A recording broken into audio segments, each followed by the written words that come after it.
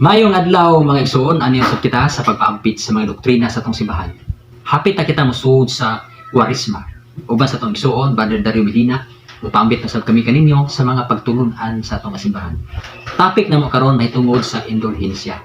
Isaysay na mo kaninyo karon pinaagi sa atong igsoon, Brother Dario Medina, kung unsa kami hinungdanon ang indulhensya diha sa atong Kristohanong nga kinabuhi. Labi na kanato mga Katoliko. Brother Dario Medina, unsa man kining indulhensya nga panudlo sa atong simbahan?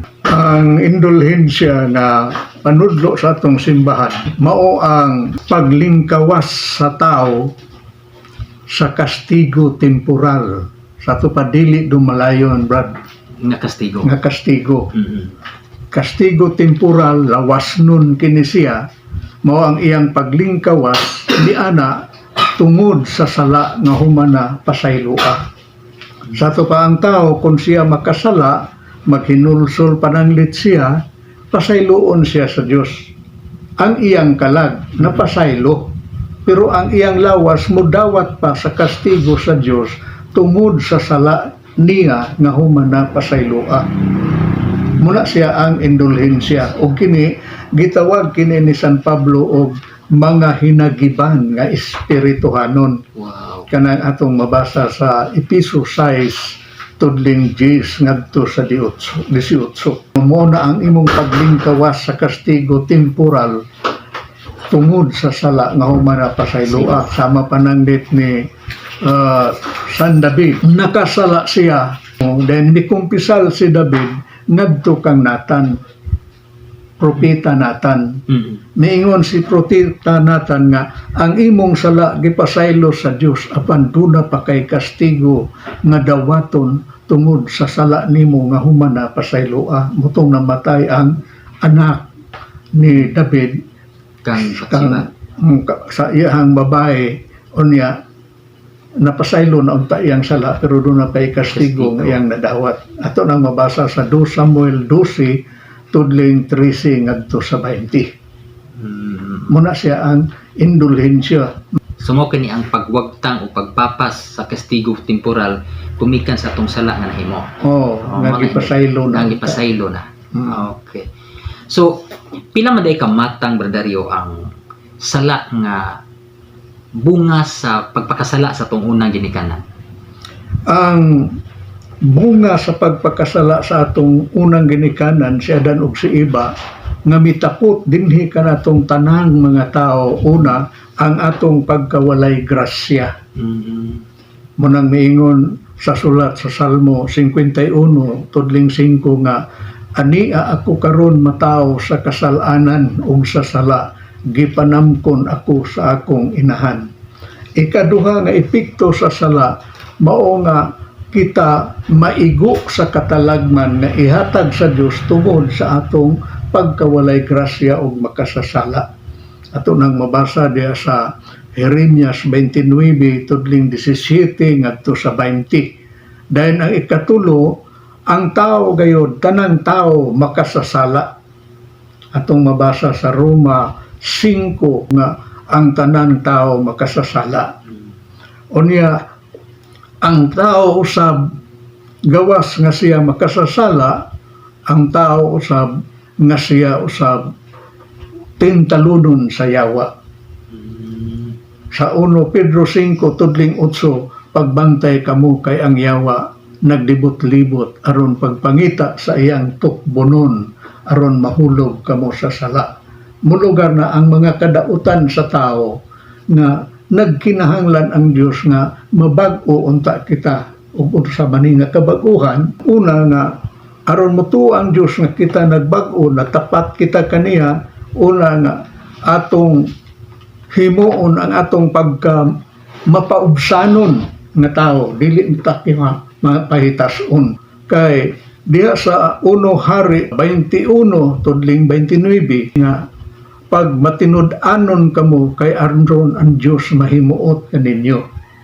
Anya ikaduha nga tibaan sa matuod nga pagbag-o nga mudawat ta sa atong sala dili ta mulihay.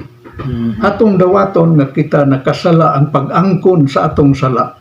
Mabasa nato na sa Jeremias 3 tudling 13 ngadto sa 15. Dahil ang ikatulo nga, ablihan nato ang atong kasing-kasing aron papuyo nato ang Ginoo sa atong kinabuhi.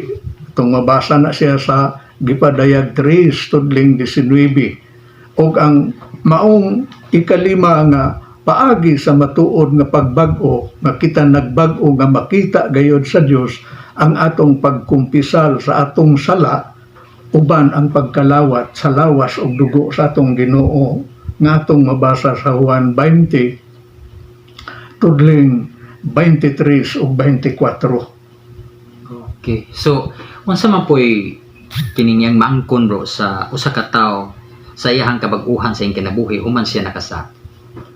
Ang iyang maangkon niini human siya makasa kay iya naning nakumpisal sa pare na hinulsula na aron nga makapanalipod siya, makalikay siya sa kastigo temporal sa Dios sa iyang sala nga human na mapasaylo, nagkinahanglan siya og indulhensya. Muna nga ang indulhensya, ang makahatag og indulhensya, maora gayod ang Santo Papa. Kay para man na makapanagang ka sa kastigo temporal kay dili man na dumalayon ni araman ining kalibutana. Muna iyang maangkon ang indulhensya. Munang miingon San Pablo de sa Episo 6 tudling 10 ngadtos 18, isulob ninyo ang mga armadura sa Dios, ang mga pulong, ang mga pag-ampo, uban sa mga sakramento kon mga grasya nga gikinahanglan ninyo isip hinagiban nga inyong kalo, inyong bakos, aron inyong mabuntog o basuklan ang gahom sa yawa gumikan sa sala nato sa atong pagkatao nga wala tay grasya maigo sa katalagman muna siya. So nagkinahanglan gyud tay indulhensya no diya sa tong pagpuyo ni kinabuhi babae lalaki, batag tigulang nagkinahanglan og indulhensya. Ug ang makahatag sa indulhensya maura ang Santo Papa. Okay. So pila man pud ka matang ang indulhensya, Brother Dario? Ang indulhensya nga mahatag sa Santo Papa, una kining gitawag og indulhensya nga plenarya, tibuok sa imong kinabuhi, kinatibuk-an. Nga maunsa man ka ining indulhensya plenarya, imong maluwas ang imong tibuok nga pamilya sa katalagman o mga disgrasya. Ato na siyang mabasa diha sa Hub 8 tudling 6 nga kung tinuod ka gayod nga nagbaton sa katapat o kalimpyo sa kinabuhi, akong isurpresa kanimo ang imong pamilya. Hindot God. Nya hangtod nga mamatay ka lugar ka, isurpresa pagyon sa Dios sa langit ang imong pamilya. Walay mawala nila. Muna ang indulhensya plenarya. O ang ikaduha katong indulhensya partial. Katubang mga mugbo ra kaayo nga mga buhat sa mga pag-ampo, sa mga buluhaton sa simbahan, sa atong mga doktrina, talagsara ka mag-ampo, talagsara ka mag uban o prosesyon, mga minugbo babrad nga sakripisyo, nga bisan ka minugbo, panulay usan ni ana nga mawala sa mata sa Ginoo. Ato nang mabasa diya sa 1 Corinto 15 tudling 58. Walay mawala ni ana. Pero ang imong indulhensya kay partial raman, imo rang kaugalingon ang imong maluwas kung doon na may kastigo. Pananglit, madisgrasya ka, imo rang kaugalingon. Kung doon na kay pamilya kauban, madisgrasya tug apil o untoy labot sila sa indulhensya partial. Lahi man sa indulhensya plenarya, tibuok man mo pamilya. Okay. So kining mahitungod sa indulhensya, Brother Dario, ang makahatag sa kinatibuk-an ani kinsa man gyud? Ang Santo Papa ra gayud, kanang giingon sa atong Ginoo, ang imong gapuson dinhi sa yuta ginapos sa langit. Sa Santo Papa ra mo'y may katungod kanang gaghatag sa Dios sa gahom sa San Mateo 16 tudling 18. Ihatag ko kanimo ang mga yawi sa gingharian sa langit, ang imong gapuson sa yuta, gapuson sa langit, ang imong hubaran sa yuta, hubaran sa langit. Sa ito pa, otorisyado siya nga maong Santo Papa makahatag sa baong mga pagtulunan alang sa mga katauhan nga pagaluwason sa Dios, ilabi na sa mga katalagman nga tungod sa kadautan sa tao makadawat o makaangkon siya katalagman aron madipinsahan kinahanglan ang indulhensya. Moto nga magpulos lang ning indulhensya kung ikaw nakakumpisal na sa imong mga sala unya wala ka pod makahimo og dagko nga sala. So ang indulhensya day Brother Dario, mao kini ang atong pag-ampo o ang atong mga mayong buhat. Buhat uban sa atong mga sakripisyo. So katapusan akong pangutan na igsuong unsa man kining gitawag og silot penitensya plenaria o silot diha sa penitensya parsyal. Kini siya nga pagtulunan nga gihatag sa Santo Papa ang silot nga penitensya plenaria pananglit ang usa ka tawo nga adunahan nga daghan kayo siya mga kapit o mga babae siyang kinabuhi. Ang mga babae niini daghan kanila ang nangaburos unya kay wala man siya interes nga muhatag og bahin sa katigayunan sa iyang mga anak, mao nga gisugo niya nga ang iyang mga kabit ipapatay ang ilang gisabak aron ang iyang katigayunan dili makuhaan, dili mabahin-bahin. Nya kana dako kayo nga sala kay pagpatay naman sa daghan ayong kinabuhi. Unya buot na siyang magbag-o siyang kinabuhi, mao nga mukumpisal siya sa pari. Ang pare ngayang kumpisalan miingon nga tungod sa kadako sa ibong sala dili ko makahatag kanimog penitensya. Adto lang sa obispo. Kumpisal. Pag abot sa obispo mo kumpisal siya moingon pod ang obispo tungod sa kadako sa imong sala di ko makahatag nimo og penitensya adto lang sa kardinal. Dito kumpisal sa kardinal, mao gihapon ang ingon sa kardinal sa kadako sa imong sala nga daghan kaayong mga bata nga imong gipapatay, daghang mababae nga imong gipahimuslan, di ko kahatag og penitensya nimo ana adto lang sa Santo Papa. Unya pag abot sa Santo Papa mo kumpisal na siya aron lagi mapasaylo iyang sala, mabag-o iyang kinabuhi. Moingon pod ang Santo Papa nga tungod sa kadako sa imong sala ang imong penitensya sulod sa 5 kagatos ka tuig dili ka makasulod sa simbahan, dili pod ka makakumpisal, dili pod ka makakalawat. Muna siya ang tawag nga penitensya nga silot, kinatibuk-an sa imong kinabuhi, penitensya nga plenaria, dako kayo nga silot sa imong kinabuhi. Unya ang pangutana makaabot batag 300 ka tuig. Kana may pangutana bro.